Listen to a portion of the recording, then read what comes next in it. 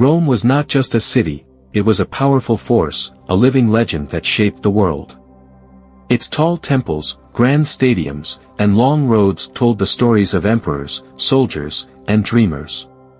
In its streets, history was made through battles, the rise and fall of rulers, and the desire for greatness.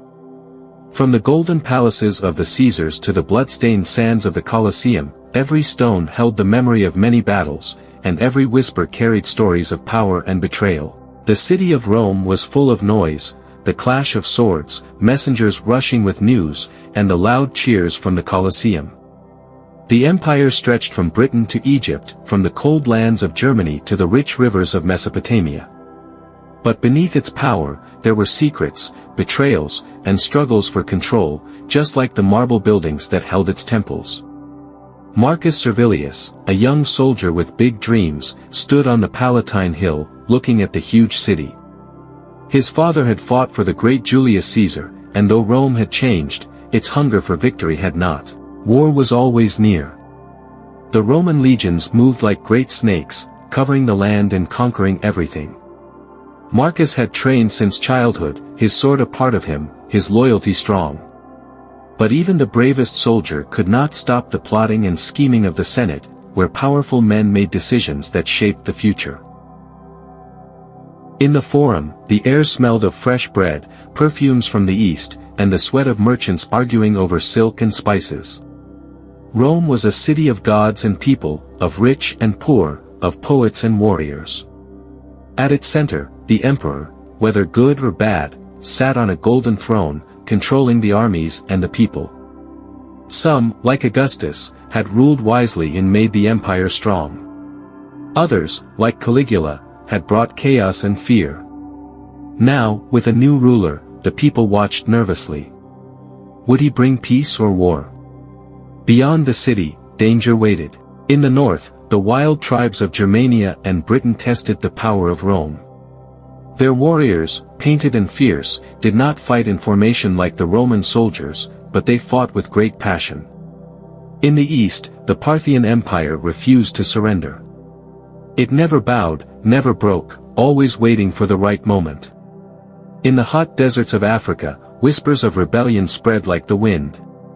Marcus was sent on a campaign to Dacia, where the mountains were tall and the warriors strong. The march was long, the roads rough, but the discipline of the Roman soldiers never failed. They built forts with great skill, their shields forming a wall that could not be broken.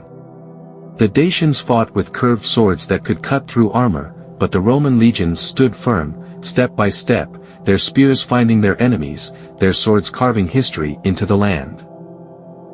Amid the battles and victories, love and sadness were also part of Rome. Julia, a noblewoman close to the emperor, fell in love with Marcus despite their different worlds. Love in Rome was never simple. Marriages were arranged for power, not for the heart. But Marcus and Julia met in secret, speaking softly in quiet gardens, away from the eyes of their families. However, in Rome, love could be dangerous. The powerful did not like when plans were changed, and those who disobeyed often paid with their lives. Then, as Marcus secured another victory, news arrived from the capital, a betrayal, a change in power, a new emperor declared. Rome was shifting again, as it always did. Power never stayed in one place for long. The Senate turned against itself, generals dreamed of ruling, and the people chose sides, cheering or mourning as events unfolded. The streets that once celebrated victories now ran red with blood as the losers of the power struggle met their end. And yet, Rome continued. The empire, always growing, pushed forward. Roads stretched farther, new cities were built, laws were carved into stone, and the stories of warriors and rulers were whispered across the land. Marcus, who had fought for Rome, who had loved and lost in its heart, knew one thing: Rome was not built in a day, and it would not fall in a day. It was a city of stone and strength, of gods and men, always changing but always standing.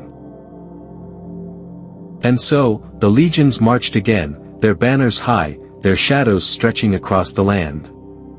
Rome lived, and as long as people spoke its name, it always would. Through victories and defeats, through peace and war, Rome left its mark on history. Its culture, laws, and architecture shaped civilizations long after its fall. The spirit of its people, their ambition, and their will to create something eternal still inspire the world today. Though the empire crumbled in time, its legacy never faded. The Colosseum still stands, the roads still lead to Rome, and the echoes of Latin can be heard in many modern languages. Marcus, like many before him, was just a man in the vast story of Rome, but his struggles and triumphs mirrored those of the empire itself. He had fought, loved, and endured, just as Rome had. And as he looked upon the city one last time, he knew that though men may fall, ideas, culture, and history remain. Rome was more than an empire, it was a symbol of ambition, of resilience, of power and vision. No matter how much time passed, the world would always remember its name. And so, the story of Rome did not truly end, it simply became part of something greater, woven into the fabric of human history forever. The Roman Empire, one of history's most powerful civilizations, ruled vast territories from around 27 BCE to 476 CE in the west and until 1453 CE in the east. Known for its advanced engineering, governance, and military prowess, Rome established extensive road networks, aqueducts, and legal systems that influenced modern societies.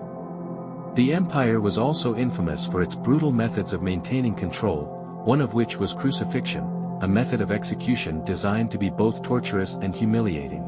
The cross, a wooden structure in the shape of a T or an X, was used primarily for criminals, rebels, and slaves as a public deterrent. Victims were often scourged beforehand, weakening them to prolong their suffering. Crucifixion was not unique to Rome, but the Romans perfected it as a slow, agonizing form of death. The most famous crucifixion in history is that of Jesus Christ, which, according to the Gospels, took place under the governance of Pontius Pilate around 30 to 33 CE. For Christians, the cross transformed from a symbol of execution into one of salvation and redemption. Despite Rome's dominance, internal corruption, economic decline, and external invasions led to its eventual fall. However, its influence persists in law, architecture, and language. The Roman use of the cross as a tool of oppression inadvertently became the foundation for one of the world's largest religions, forever linking the empire with Christianity's origins.